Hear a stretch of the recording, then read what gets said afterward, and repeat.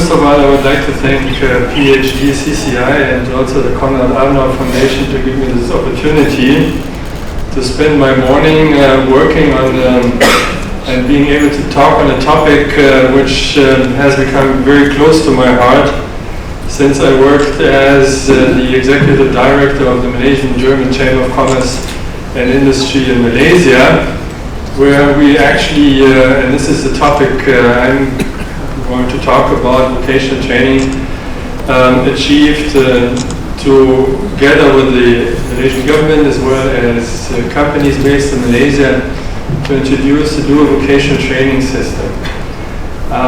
When people look at Germany in terms of education, they usually don't look at universities, but they talk about the vocational training system.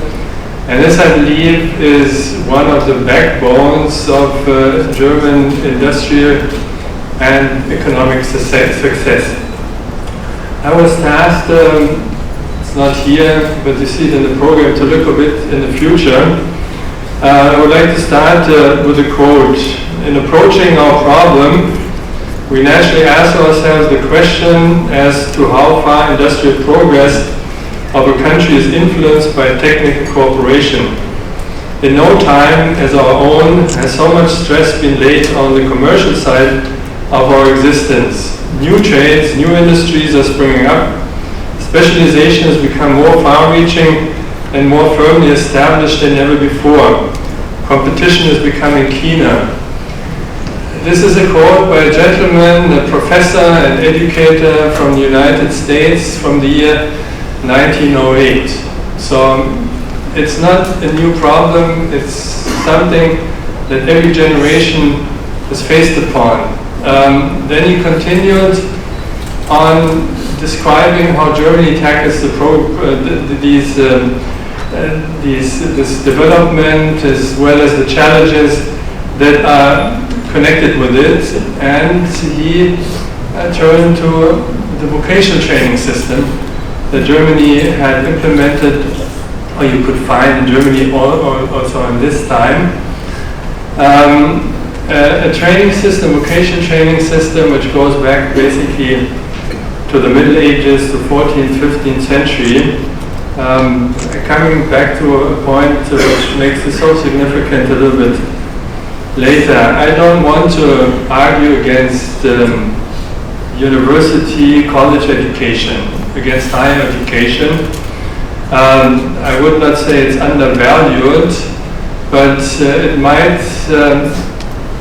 in our opinion and our experience, in certain countries it might be a bit overvalued, which is because that basically is based upon that the vocational training system that is in place in these countries does not offer a training, a skills development that is then later required by the industry. By finding the right people for the jobs that companies are offering, as Mr. Multani said.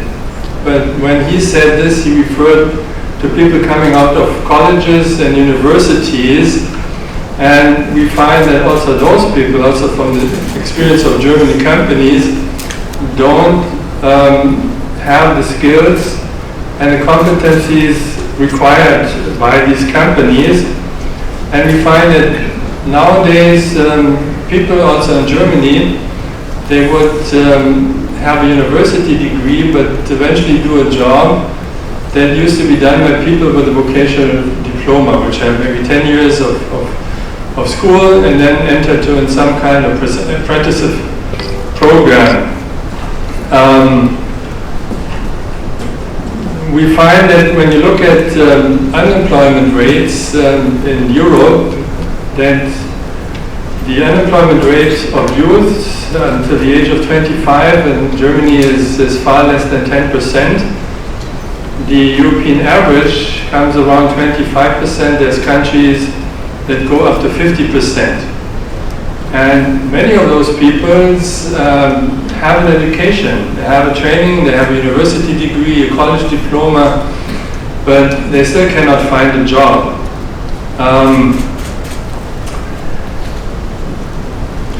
when you look at how parents and students and young people and their children look at their education after finishing their high school, basically in those Asian countries I worked, India, Malaysia, Indonesia, everybody wants to go to university. When somebody is pursuing a career or vocational training, parents, young people themselves often perceive themselves as a failure. So it's also about a mindset. Mindset combination, what's on offer in terms of vocational training. Of course, when you pursue a path of vocational training, one would like to achieve something that is of higher value. But of course, if there are government-sponsored programs that run for 6 months or 12 months or 18 months, of course, not much will come out of that.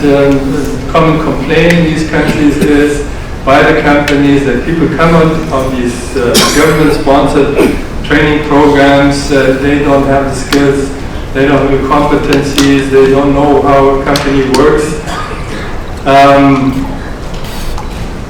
So that is part of the program.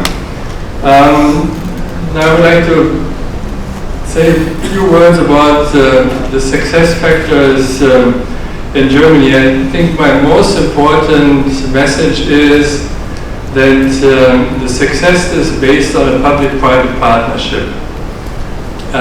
Industry cannot expect that the government is able to fund training programs, vocational training programs that turn out people that are actually from the first day when they join this company able to do the work they are expected to do.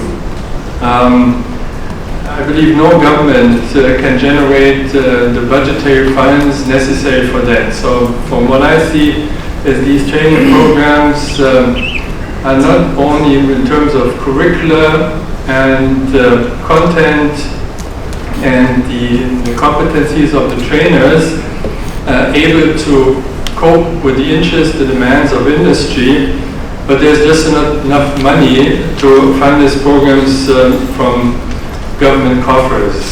So Germany, now I come back to this point I made initially, going back to the 15th, 14th century, companies, at that time it was not a company, but craftsmen, traders found that if they want to have qualified people working for them, they would have to do the training themselves. So it's something that goes a long, long way back. It's something that these craftsmen, these traders, is in their own interests. Now when you look at the scenario in Germany, 2/3 of the young people coming out of school after 10 years, 8 years, mostly 10 years, sometimes 12 years, they will go for a vocational training program. And one of around 350 training areas. The commitment by German companies is in a way, now the figures for India of course seem small, 500,000 German companies offering such trainings, but it's 25% of all German companies. So it's a huge contribution, and of course they are not all large companies. Most of them are small and medium-sized companies. So from these 500, from the young people trained, about 70% are trained in the SME sector. The average, and this shows the ownership of the companies, of trainees per company is 6.6 per 100 employees. So these employees give their competencies to these young people. The point is, you have the main responsibility for training young people with the private sector. And again, this, I believe, is my main message. Apart from university training, if one really wants to have a competent, skilled workforce that can carry the aspirations of a society, of a government, becoming $5 trillion economy, becoming an industrialized nation, moving up to $15,000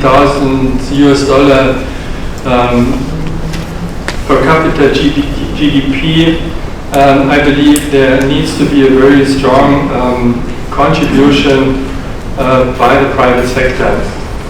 Now, when we were promoting or on the way to this dual vocation training system in Malaysia, of course we were confronted by thoughts of the industry why they should do this contribution, and what would happen. Someone is training, and what are their benefits? They're training young people for 2 or 3 years, and then they would walk away for someone who's paying a better salary. But what is forgotten in this is if you have a young person for 2 or 3 years in the company, the chances to bind him to the company, to make him identify himself with the company, with the products, with the processes, is a very good chance. And of course, if someone has a decent training, you would be able to offer such a person an interesting and attractive career path in the industry, in this company. You would have a basis for such a person for further training, maybe even additional training, so something that will bind them usually to the company. Another argument was it's very expensive to train young people in the company itself, so it would put burden on the finances of the company. But this apprenticeship training is based on the idea that the apprentice is working on the job, so he's doing actually work of other employees to an allowance, a training allowance that's maybe 1/3 of a usual salary. Of course, his productivity, her productivity in the beginning would be rather low, but in the second year it rises, and the third year, and this is the usual time for such training programs in Germany, it's almost 100% of a regular employee at a salary or a financial burden which is only about 1/3 of the salary of a usual employee. When I said dual vocation training system, it means, of course, you have a second partner. What I said is a public-private partnership. You have 2 training places. You have one at the company, in Germany about 75% of the time, and 25% at a training school. So the cost of the training school training is covered then by the public sector, either the federal government or the state government, part also by municipal governments. So you see this public-private channel, this sharing of costs and burdens makes it basically the largest public-private partnership in Germany. I said that I would be happy if you would like to learn more about the dual vocation training system, the details. I just could touch upon one very major points on this. I would be happy to join you in a session which might give you more insight and give a presentation in more depth on the dual vocation training system in Germany. There are, just to mention this, there's an engagement of Germany in collaboration with India on vocational training here in India already in place. Germany and India share a strategic partnership which was also highlighted again when our heads of government, Prime Minister Modi and the German Chancellor Merkel met for government-to-government consultations in November 2019, which is a very unique platform Germany and India have worldwide. So vocational training also featured in these consultations, and there is quite an engagement by Germany in partnership with government institutions, with training institutions and the private sector going on here in India. So basically this is what I want to say, but now I feel that maybe I should say something about the $5 trillion economy of India and whether India will be able to reach this in 2024, 2025. I don't want to look in this way in the future, but I will share something again from Malaysia, because the Prime Minister, who just now stepped down, he was Prime Minister Mr. Mahathir in the 80s and 90s. He developed the Vision 2020. So by the year 2020, in the late 80s, he wanted Malaysia to become an industrialized nation with a benchmark of $15,000 per capita GDP. When he was asked around 2012, 2013, when Malaysia just reached a per capita GDP of 10,000, whether he believes that Malaysia, his country, would achieve this Vision 2020, he said, my Vision 2020 was mistaken to give a year. My Vision 2020 was referring to, as in the United States and UK, someone who defines perfect eyesight. So he was striving for something, for this kind of perfection, to reach this industrialized nation status, but he said, whether it's the year 2020 or 25 or 32, that is not so important. Important is that one does not leave this goal out of its eyesight. So 5 trillion, India is going to achieve it. When, we will see, but I believe with this engagement, also being able now for me to talk about skills development, seeing that skills development, vocational training is a very important topic here in India for industry, for the government. I'm quite confident that India is on the right way. Thank you very much.